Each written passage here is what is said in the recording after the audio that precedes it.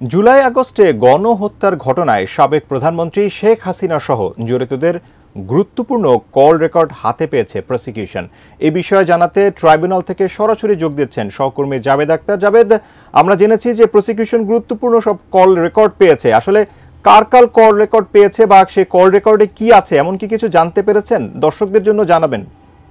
ট্রাইব্যুনালে ৩টি আবেদন ছিল এবং এই ৩টি আবেদনের শুনানি হয়েছে। প্রথম সেটি হচ্ছে যে আপনারা জানেন যে জুলাই আগস্টের সময় আন্দোলন চলছিল, সেই আন্দোলনের সময় যাত্রাবাড়িতে ইমাম হোসেন তামিম নামে একটি ছেলে, যিনি একজন পুলিশ কর্মকর্তার সন্তান।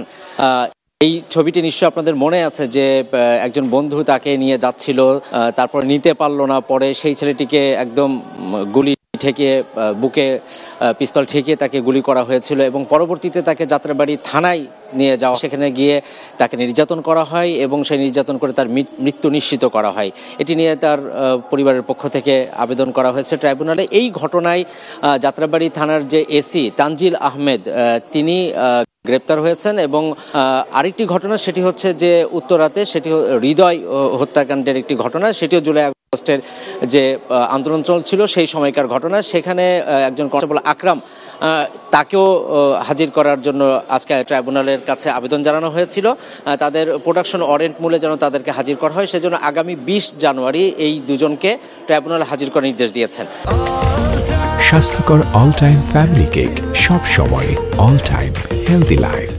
আরেকটি বিষয় ছিল সেটি হচ্ছে যে ট্রাইব্যুনালের যে প্রসিকিউশন টিম, তারা আপনারা জানেন যে ৫ আগস্টের পরে সাবেক প্রধানমন্ত্রী শেখ হাসিনা তার বেশ কিছু কল রেকর্ড ফাঁস হয়েছে, যেটি অনলাইনে ভাইরাল হয়েছিল।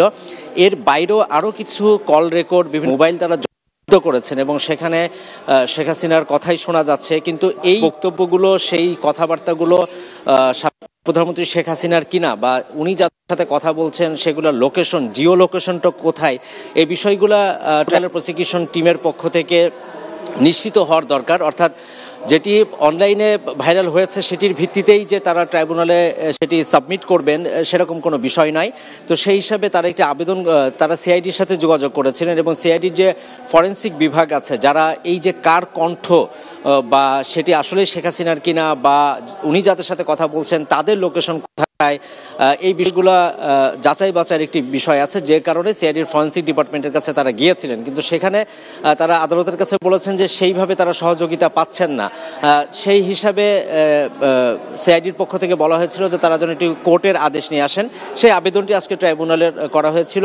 ট্রাইব্যুনাল চেয়ারম্যান বিচারপতি গোলাম মর্তুজা মজুমদারের নেতৃত্বে ৩ সদস্যের যে ট্রাইব্যুনাল, তারা আদেশ দিয়েছেন এবং এই যে সিআইডির ফরেন্সিক ডিপার্টমেন্ট তাদেরকে নির্দেশ দিয়েছেন যে তারা যেন এই বিষয়ে সহযোগিতা করেন। এখন ট্রাইব্যুনালের যারা প্রসিকিউশন টিম আছেন তাদের কাছে জব্দকৃত যে সমস্ত কল রেকর্ড আছে, তারা, আমরা জিজ্ঞাসা করেছিলাম যে কাদের টা পেয়েছেন, শুধুমাত্র সাবেক প্রধানমন্ত্রী শেখ হাসিনার কথাই বলেছেন। এছাড়া আরও গুরুত্বপূর্ণ অনেক মন্ত্রীদেরও বা গুরুত্বপূর্ণ অনেক ব্যক্তি, পুলিশ কর্মকর্তা অনেকের থাকতে পারে, কিন্তু তারা এখন পর্যন্ত সুনিশ্চিতভাবে সেটি আমাদেরকে বলছেন না তাদের তদন্তের স্বার্থে।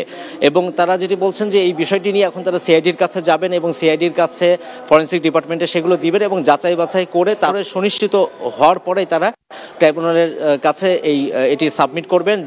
ওনারা বলছেন যে জুলাই আগস্টের গণহত্যার একটি গুরুত্বপূর্ণ ডিজিটাল দালিলিক প্রমাণ হিসেবে এই যে কল রেকর্ডগুলো তারা জব্দ করেছেন সেই বিষয়গুলো গুরুত্বপূর্ণ দালিলিক প্রমাণ হিসেবে কাজে দিবে এবং মামলার ক্ষেত্রে এবং তারা যে এই যে মানুষ যে জুলাই আগস্টের গণহত্যার ঘটনায় যারা জড়িত এবং তাদের যে বিচারের দাবিটি করা হচ্ছে, সেই বিচার করার ক্ষেত্রে এই ডকুমেন্টসগুলো খুব গুরুত্বপূর্ণ এলিমেন্টস হিসেবে কাজে দিবে বলে তারা মনে করছেন।